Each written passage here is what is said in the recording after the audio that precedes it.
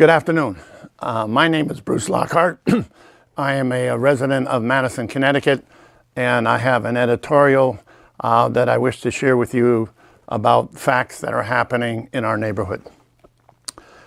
As in all situations, you need to understand the history of this conflict that we're talking about.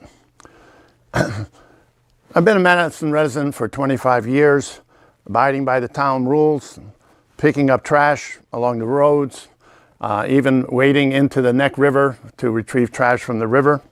And it gets in there through the various floodwaters, and clearing the trails of the Madison Land Trust that has a trail through my property. The topic today is 6 Opening Hill Road. If you look at the map of our subdivision, you'll see this is the property in question. You may have seen the signs along the neighborhoods surrounding this home.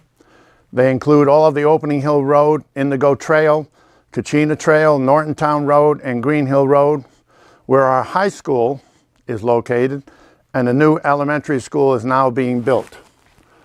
Here's the high school. The new Neck Elementary School is being built here. This is Green Hill Road. It runs this way, and then it comes down here, and you go to Opening Hill Road, and it comes right in front of 6 Opening Hill Road. This is the Neck River that runs all the ways to the ocean. It is the only river in Madison that empties into the sea. That's one of the reasons why I try to keep it clean. You also see a black little bridge here that was built in 1936 and is only 20 feet wide. Across from this, as the Neck River goes into the pond, there's a big waterfall. 1.1 mile from the parcel in question is the country school, and the high school and the new Neck Grammar School is 1.1 mile in the other direction. You may have seen the signs along the neighborhoods, and as you can see, there's a very sharp curve that occurs as you come to the intersection and you go down to Opening Hill Road. On that road, many times during the year, you'll see the high school students in their outfits, and they're jogging up and down all of this area here. The cars are supposed to do 30 miles an hour, but anybody living on Opening Hill Road will tell you that very seldom do cars do 30 miles an hour. So they come to this intersection very quickly, and if you are on the bridge, which I do have two photos here, you can see how shallow the bridge is, to the point that when the school buses come to pick up kids or deliver kids, they have to go over this bridge built in 1936, one at a time, because there really aren't any sidewalks on the bridge. So it is a very busy, dangerous place. What has happened to the new school that's being built? Now, instead of the buses going up Route 79, they're now going to come down Green Hill Road. They're going to come down Opening Hill Road to deposit the students at the new school. The residents of our neighborhood, we don't mind. We're always helpful to help the town of Madison achieve its goals. And so we will have an increase in traffic from the buses from the high school and from the new middle school. The one thing that a lot of people in Madison may not be aware of is Madison has had a decreasing population for the last 9 years, not increasing. So that's a little key that you have to keep in the back of your mind.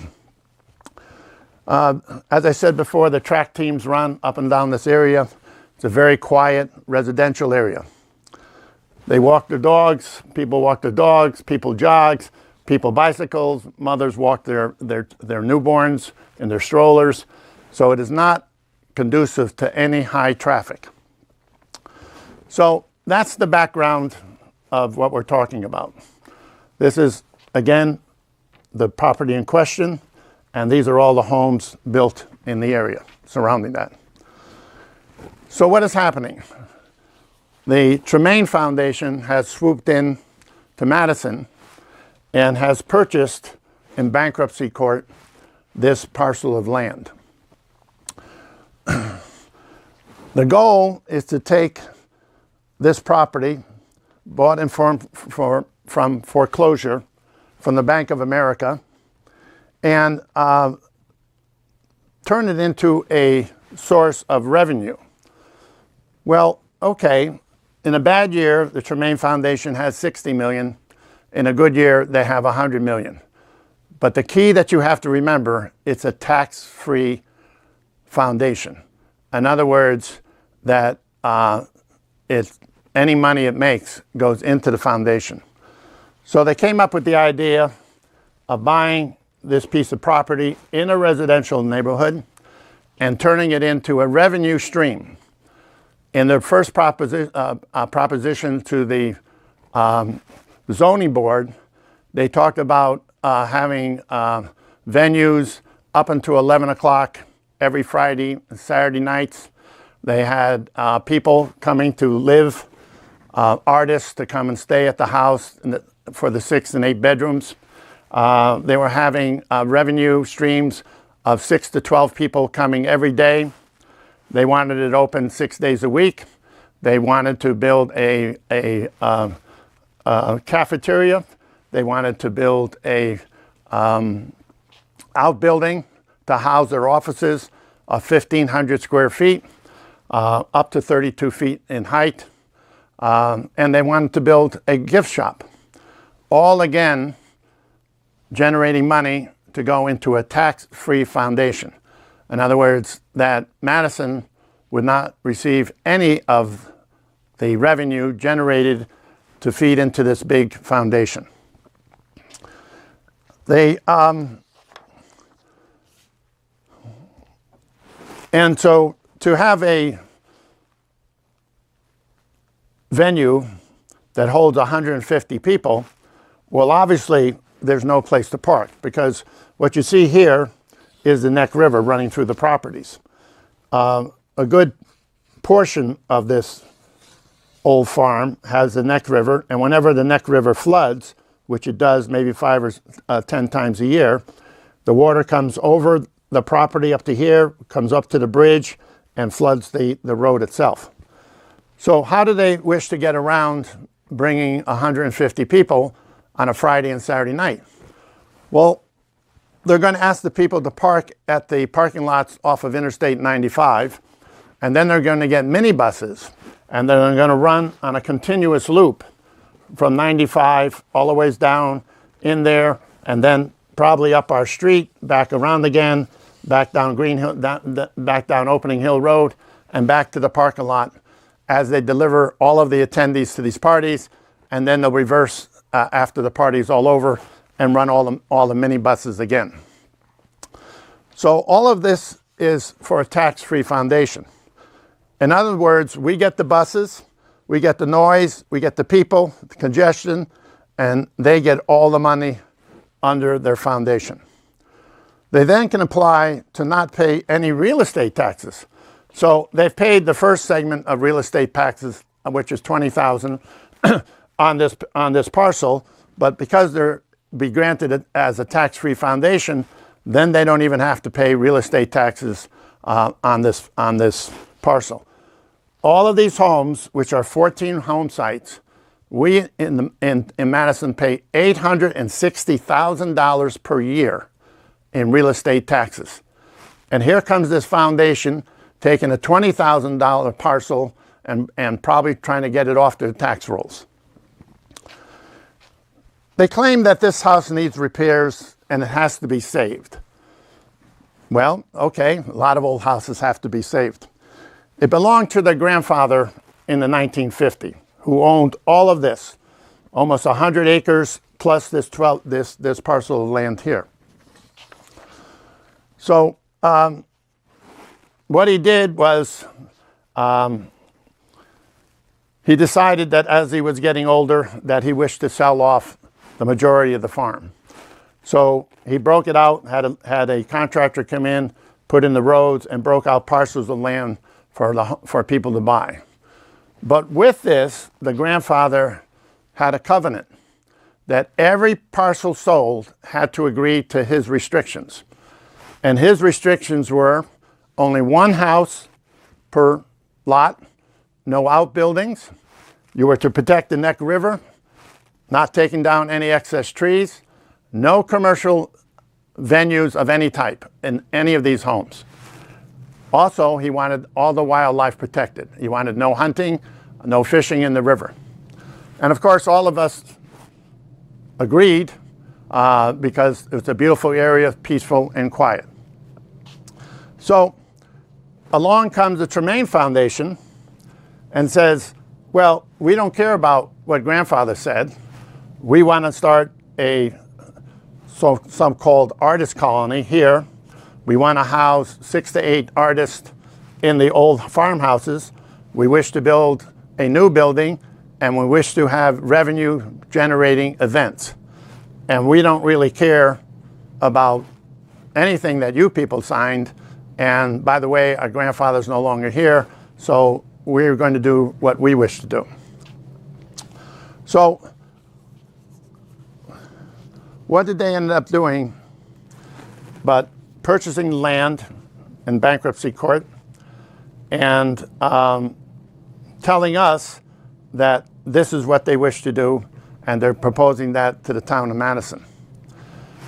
They had an open house on the 14th of April, invited all of us neighbors to tell us what their goals were and that we didn't quite understand what they were trying to do.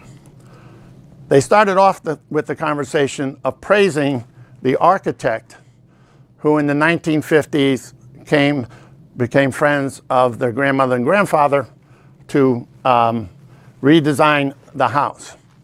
So what he did is he took the 2 sides off the barn, put glass walls, he built an atrium out of glass, attached it to the old house, and then he put up a big stone wall.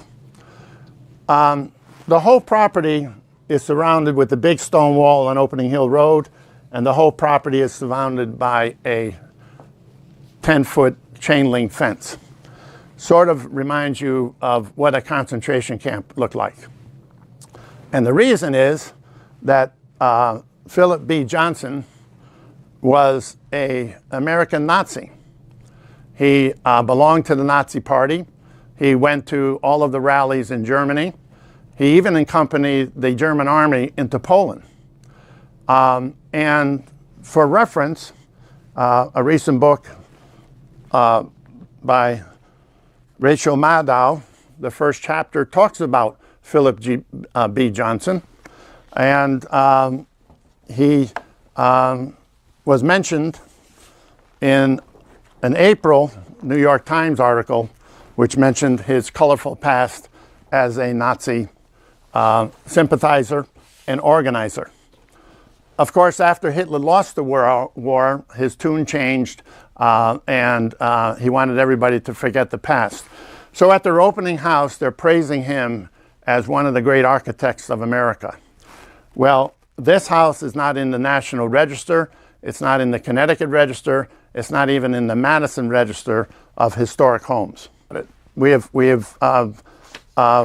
organized. We have petitions up and down all of these roads. We have hundreds of signatures, and we don't want this peaceful neighborhood turned into a commercial venue to make money to go into a nonprofit. In other words, they want all the money and they're hiding it under a nonprofit umbrella. So the town doesn't make any money, only the Tremaine Foundation makes money and causes all of this disruption, not only to us, but all of the kids running on the track, in the schools, and congestion and noises. So the question is, what does this do to all of our home values?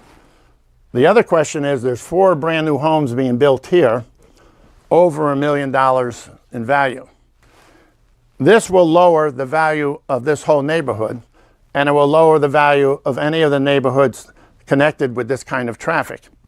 The lawyer for the Tremaine Foundation says it will not, but if you believe that, I have a bridge in Brooklyn that I would like to sell you, because no one will buy a home with that kind of activity going on in a residential neighborhood. They want an exception to the rule by the town zoning committee that they can do this. Well, if they have an exception to the rule on this property, what stops anybody's neighborhood from somebody come in with a commercial enterprise to make money and ask for the same exception? Once you grant an exception, how do you stop granting exceptions?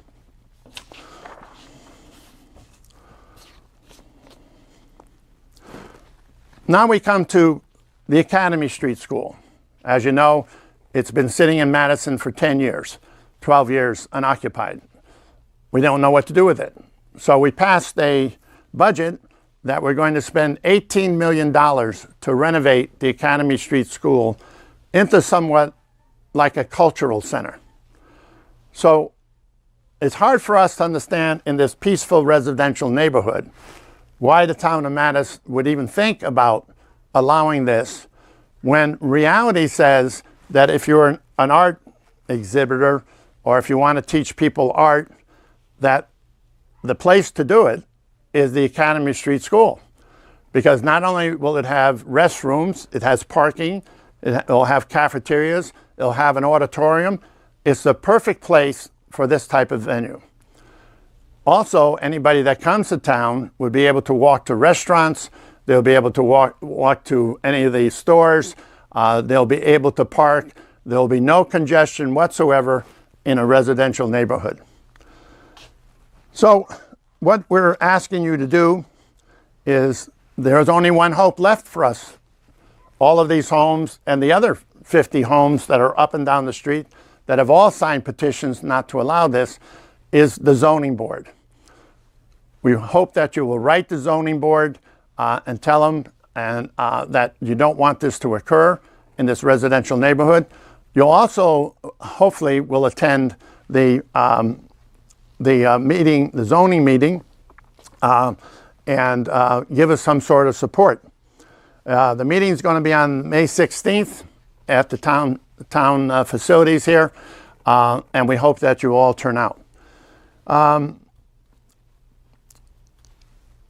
If they can violate this neighborhood, if by any chance they get approval of this, what does it do for the quality of the town of Madison? This is not a revenue generating enterprise for the town of Madison. It's not going to add to the tax base. All it really does is increase the wealth of a foundation that can be as much as $100 million. So for more information, please go to the Instagram page, hashtag Stop the Tremaine Foundation, also Facebook page, Madison Moments, Madison, Connecticut. I hope I explained this clearly. I hope that you'll stand behind us and keep Madison, at least in the residential areas, residential. That should not be violated at all. Thank you for your attention, and I hope you join our cause.